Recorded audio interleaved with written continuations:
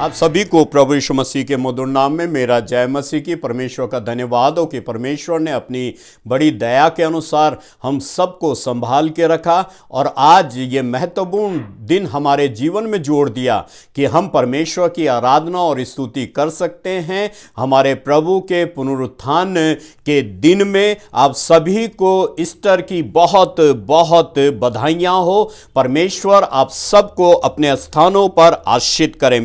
मेरे प्रियो, आइए हम परमेश्वर के वचन को खोलेंगे। मत्ती रचित सुसमाचार उसका 28 अध्याय 1 पद से लेकर के 10 पद तक। मेरे प्रियो, यहां पर 3 स्त्रियों का समूह सबसे पहले कब्र पर पहुंचता है और जो वर्णन हमने पढ़ा वहां पर लिखा हुआ है, और देखो एक बड़ा भूकंप हुआ और क्योंकि प्रभु का एक दूत स्वर्ग से उतरा और पास आकर उसने पत्थर को लुढ़का दिया और उस पर बैठ गया।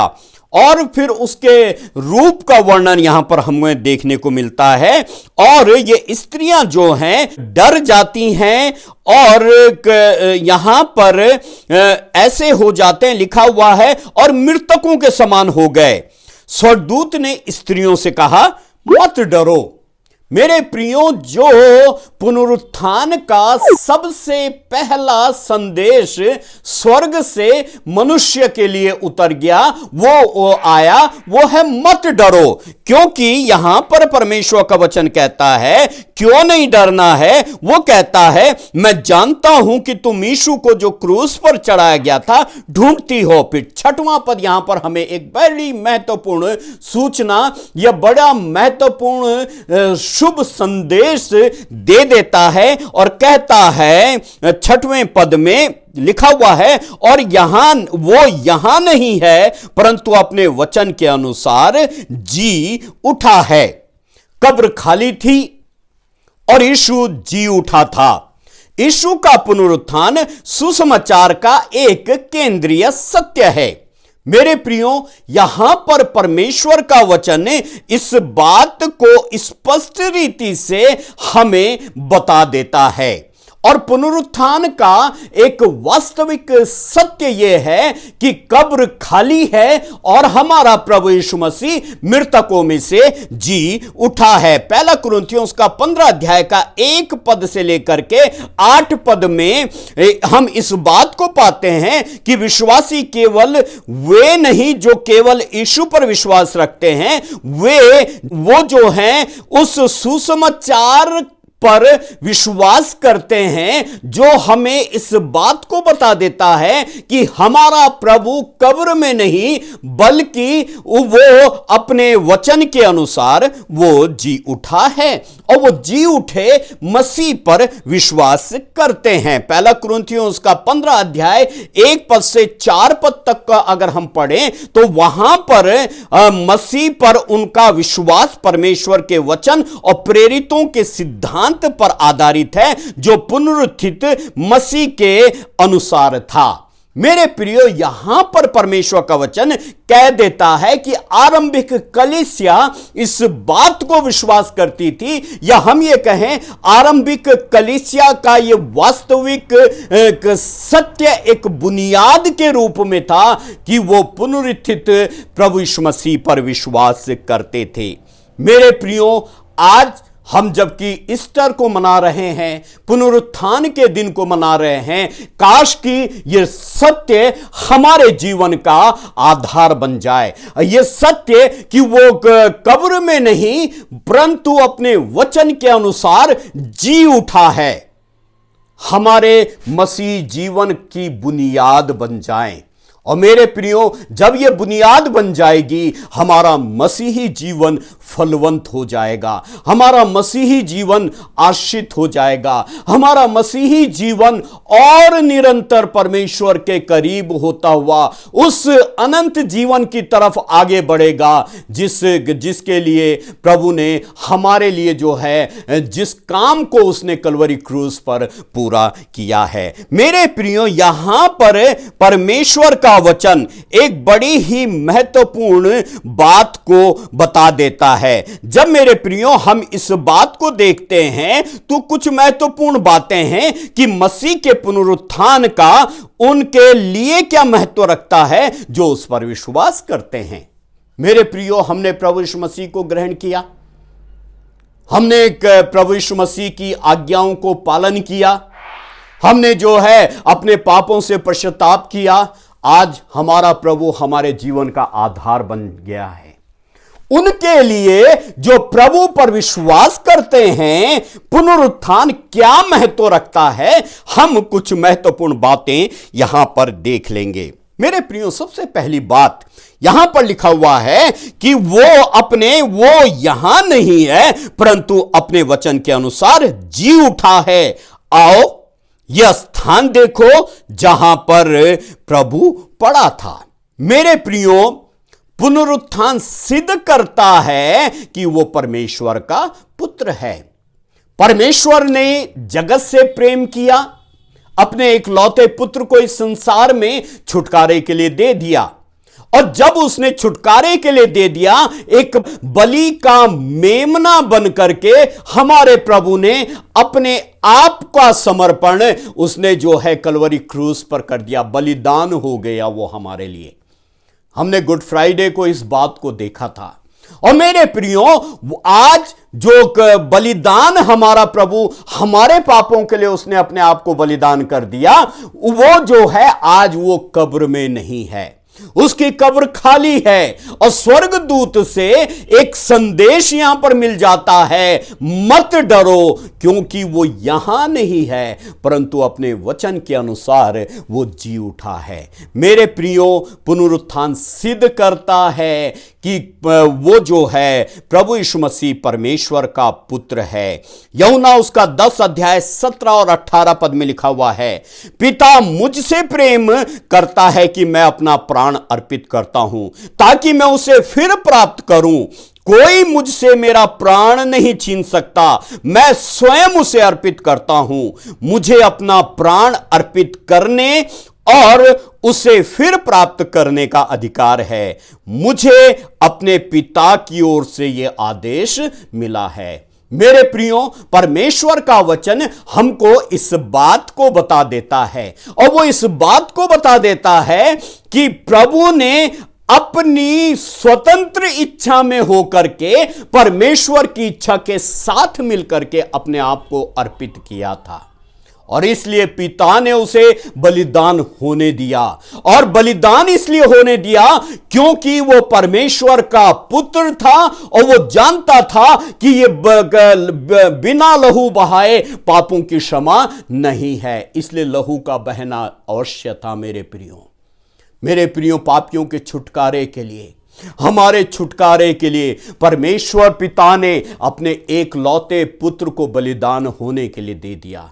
आज हमारे लिए यह बड़ा ही महत्वपूर्ण समय है, यह अवसर हमको मिला है मेरे प्रियो कि हम प्रभु के उस सामर्थ को, उस बलिदान को स्मरण करते हुए जो तीसरे दिन वो मृतकों में से जी उठा, विजयी परमेश्वर है, वो जयवंत परमेश्वर है, पिता के दाहिने हाथ बैठा हुआ है। मेरे प्रियो, हम उसकी आराधना करें, उसके चरणों पर अपने जीवनों का समर्पण कर दें। विश्वासियों के झुंड और यीशु के बीच का संबंध का आधार यीशु की मृत्यु और उसका पुनरुत्थान है। मेरे प्रियो, यहां पर एक बड़ी महत्वपूर्ण बात यह है कि हम उस प्रभु पर विश्वास करते हैं जो परमेश्वर का पुत्र है, और हमारे और उसके बीच में जो संबंध है वो है उसकी मृत्यु और उसका पुनरुत्थान। इसलिए मेरे प्रियो, परमेश्वर का वचन स्पष्ट रीति से हमें यह बता देता है कि पुनरुत्थान इस बात को सिद्ध कर देता है कि वो परमेश्वर का पुत्र है, और उसके शत्रु उससे और उसके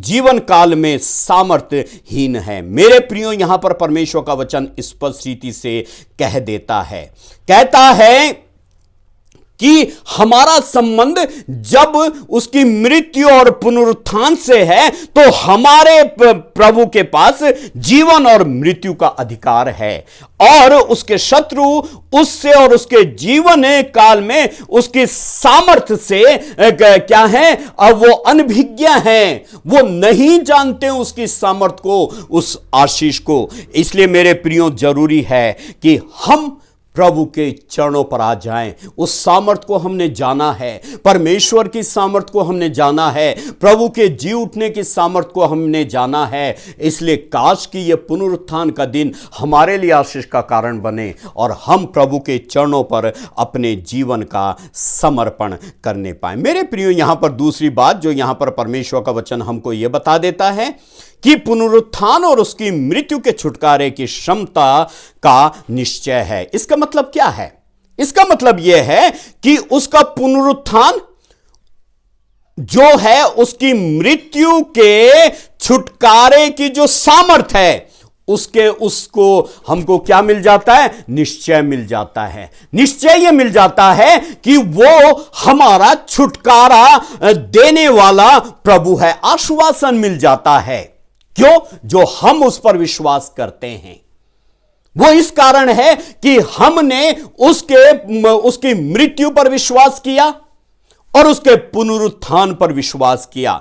जब उसकी मृत्यु पर विश्वास किया तो उसका छुटकारा हमारे जीवन में उसका काम आरंभ हो गया, और जब उसका पुनरुत्थान हुआ तो हमारे छुटकारे का काम पूरा हो गया। और मेरे प्रियो, वो एक हमारे लिए आश्वासन दे देता है, या हम ये कहें कि वो निश्चित कर देता है कि वो अनंत जीवन हमारा है जिस पर हम विश्वास करते हैं। पहला कुरिन्थियों उसका 15 अध्याय उसके 17 पद में इस प्रकार से लिखा है, और यदि मसीह नहीं जी उठा तो तुम्हारा विश्वास व्यर्थ है और तुम अब तक अपने पापों में फंसे हो।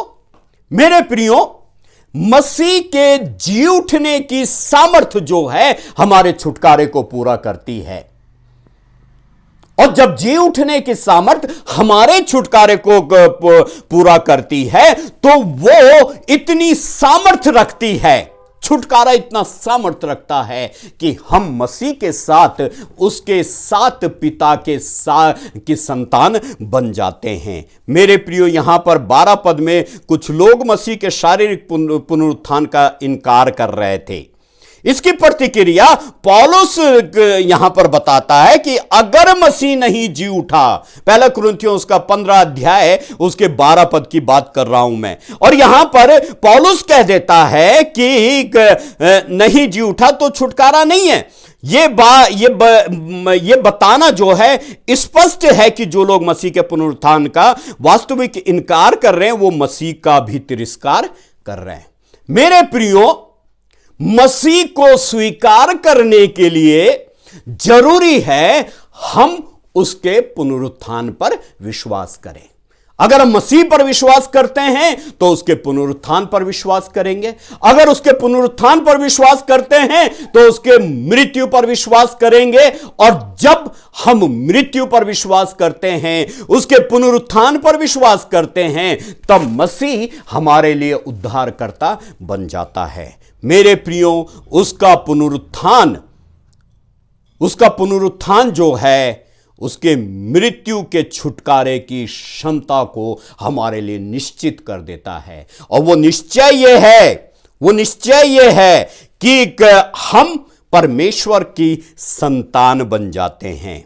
हम उसके साथ मारे गए, उसके साथ गाड़े गए, उसके साथ जी उठे। जैसा वो जी उठा वैसे ही हम उसके साथ जी उठे, और हम उस अनंत जीवन के भागी बन जाते हैं। रोमियो उसका 6 अध्याय के 4 पद में स्पष्ट रीति से इस प्रकार से लिखा हुआ है, सो उस मृत्यु के बपतिस्मा पाने से हम उसके साथ गाड़े गए, ताकि जैसा मसीह पिता की महिमा के द्वारा मरे हुओं में से जिलाया गया, वैसे हम भी नए जीवन की सी चाल चलें। मेरे प्रियो, सच्चा विश्वास ये होता है कि हम प्रभु के साथ, उसके साथ जो हैं अपने पापों के लिए मर जाएं, ताकि उसके साथ हम जी उठे और उस अनंत जीवन के भागी बन जाएं। मेरे प्रियो, यहां पर हम इस बात को जानना जरूरी है कि पुनरुत्थान उसकी मृत्यु के छुटकारे की क्षमता को निश्चित करता है, और यह हमें परमेश्वर ने अनुग्रह दिया है कि हम उस निश्चयता के लिए,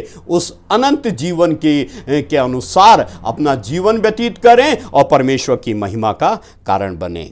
तीसरी बात जो परमेश्वर का वचन यहां पर कह देता है, बताता है कि वो या नहीं है परंतु अपने वचन के अनुसार जी उठा है। तीसरी महत्वपूर्ण बात परमेश्वर का वचन कहता है कि पुनरुत्थान पवित्र शास्त्र के सत्य का प्रमाण है। इसका मतलब यह है, स्वर्गदूत कह रहा है कि वो या नहीं है परंतु अपने वचन के अनुसार वो जी उठा है। पवित्र शास्त्र के सत्य का प्रमाण है। ठीक है, पुनरुत्थान लिखा हुआ है लूका उसका 24 उसके 44 से 47 में इस प्रकार से लिखा हुआ है, फिर उसने उनसे कहा, ये मेरी वे बातें हैं जो मैंने तुम्हारे साथ रहते हुए तुमसे कही थी कि अवश्य है कि जितनी बातें मूसा की व्यवस्था और भविष्यद्वक्ताओं और भजनों की पुस्तकों में मेरे विषय में लिखी हैं सब पूरी हों। मेरे प्रियो, यहां पर प्रभु स्पष्ट रीति से कहता है, अवश्य है कि जो जो बातें मूसा की व्यवस्था, भविष्यद्वक्ताओं की पुस्तकों में और भजनों में लिखी गई हैं मेरे विषय में, वो सब पूरी हुई हैं। मेरे प्रियो, पवित्र शास्त्र की वास्तविकता या पवित्र शास्त्र के सत्य का प्रमाण यह है कि वो पुनरुत्थान उसका हुआ है, वो जी उठा प्रभु है। क्योंकि आरंभ से ही हम देखते हैं पवित्र शास्त्र में, आरंभ से ही प्रभु के बलिदान और उसके जी उठने के विषय में हम विभिन्न स्थानों पर देखते हैं, जो कि हजारों सालों से कुछ भविष्यवाणियां हुई हैं। मेरे प्रियो, ये पुनरुत्थान उन भविष्यवाणियों की पूर्ति है, उस परमेश्वर के वचन की पूर्ति है जो कि उसके वचन में की गई है। इसलिए पवित्र शास्त्र की वास्तविकता और सत्यता का यह प्रमाण है कि आज हमारा प्रभु जो है जी उठा। मेरे प्रियो, यहां पर प्रभु यीशु के जी उठने के बाद, यीशु जब इम्माउस के मार्ग में थे, वो दो जनों को दिखाई दिए तो उसके जी उठने के साक्षी बन गए थे। उनसे यीशु ने ये बात कही, और ना केवल ये बात उसने जो है इन दो जनों से कही, बल्कि ये और भी चेलों के साथ उसने इस बात को कहा था कि जो जो बातें व्यवस्था में लिखी गई, जो जो बातें भविष्यद्वक्ताओं की किताबों में लिखी गई, भजनों में लिखी गई हैं, मेरे विषय में लिखी गई हैं, वो आज पूरी हो रही हैं। मेरे प्रियो, हमें जानना है, इस वचन की वास्तविकता को जानना है, इस वचन के उस सत्य के प्रमाण को जानना है, और यह जानना है ये वचन ऐसा ही नहीं है। यह वचन पवित्र आत्मा की सामर्थ्य से लिखा गया है, परमेश्वर की दया से लिखा गया है, और किसके लिए लिखा गया है? हमारे लिए लिखा गया है। इस वचन में जीवन है। जब हम इस पर विश्वास करते हैं, प्रभु पर विश्वास करते हैं, वचन पर विश्वास करते हैं, हमारा मसीह जीवन निरंतर आगे बढ़ता चला जाता है, और पुनरुत्थान की सामर्थ्य इस बात को प्रमाणित कर देती है कि पवित्र शास्त्र जो है सत्य है और उसकी बातें पूरी होती हैं। मेरे प्रियो, चौथी और अंतिम बात, यहां पर परमेश्वर का वचन हमें एक बड़ी महत्वपूर्ण बात बता देता है। वो कह रहा है, वो या नहीं है परंतु अपने वचन के अनुसार जी उठा है। आओ यह स्थान देखो जहां प्रभु पड़ा था, और शीघ्र जाकर उसके चेलों से कहो कि वो मृतकों में से जी उठा है, और वो तुमसे पहले गलील को जाता है और उसका दर्शन पाओगे। देखो, मैंने ये तुमसे कह दिया है। मेरे प्रियो, यहां पर चौथी बात जो यहां पर हमको देखने को मिलती है वो यह है कि पुनरुत्थान विश्वासियों को भावी स्वर्गीय उत्तराधिकार का निश्चय देता है। इसका मतलब क्या है? इसका मतलब यह है कि जिस प्रभु पर हम विश्वास करते हैं वो हमारे लिए भविष्य में अनंत जीवन का निश्चयता दे देता है। इसका मतलब यह है कि हमें उत्तराधिकार जो है वो हमको दे देता है, वो अधिकार दे देता है। यूहन्ना में लिखा हुआ है, जितनों ने उसे ग्रहण किया उसने उन्हें परमेश्वर की संतान होने का अधिकार दे दिया। मेरे प्रियो, अगर पुनरुत्थान नहीं होता, आज हम परमेश्वर की संतान होने का अधिकार हमको नहीं मिल पाता। उस स्वर्गीय स्थान के अधिकार होने का हमें अधिकार नहीं मिलता। मेरे प्रियो, जहां पिता है वहां संतान होगी। और मेरे प्रियो, यह जरूरी है कि अगर हम प्रभु पर विश्वास करते हैं, हम परमेश्वर की संतान बन गए हैं, एक दिन आएगा जब हम पिता के साथ जाएंगे। प्रभु ने कहा है, मैं जाता हूं, तुम्हारे लिए स्थान तैयार करता हूं, ताकि मैं आऊं, तुम्हें अपने साथ ले जाऊं, ताकि जहां मैं रहूं वहां तुम भी रहो। मेरे प्रियो, यह पुनरुत्थान की सामर्थ है। पहली बात हमने देखी थी, यहां पर परमेश्वर का वचन हमारे लिए आया था कि पुनरुत्थान सिद्ध करता है कि वह परमेश्वर का पुत्र है। फिर दूसरी बात हमने देखी, पुनरुत्थान उसकी मृत्यु के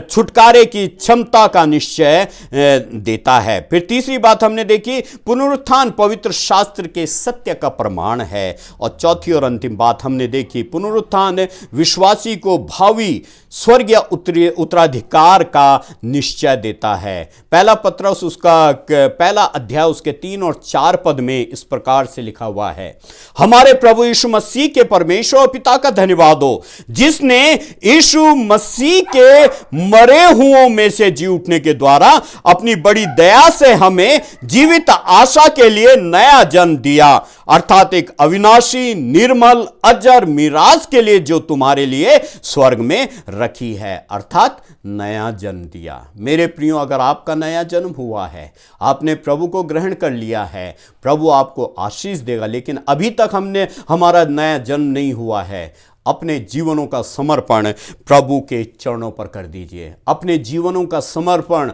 आज ही अपने जीवनों का समर्पण प्रभु के चरणों पर करके उसके मृत्यु और उसके पुनरुत्थान पर विश्वास करिए, ताकि अनंत जीवन के भागी आप बन जाएं और परमेश्वर की महिमा का कारण बने। प्रभु आप सबको आशीष दे। हम फिर से मिलेंगे। तब तक आपको जय मसीह की।